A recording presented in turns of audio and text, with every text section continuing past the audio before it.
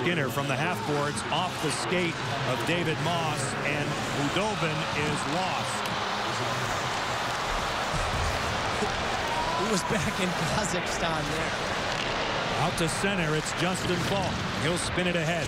Around the boards it goes. Jeff Skinner turns, walks in, denied at the D by McCulloch. Now Ryan Murphy with a shot swallowed by Mike Smith.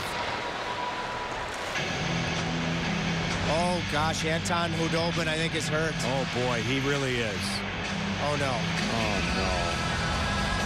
He came out, you know, with a very powerful skating stride to play that puck, and then I think he may have caught an edge when he stopped.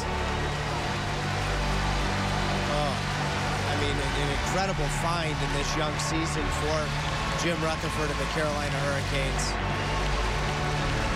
Let's just hope that this is nowhere near as severe as it looks as he struggles off. Oh, it looks bad. Groin injury or something along those lines, as he just got caught in no man's land. As you point out, he went out aggressively. And we'll take a look at it right here. Oh yeah, it's well, having played the position, when he went to get up,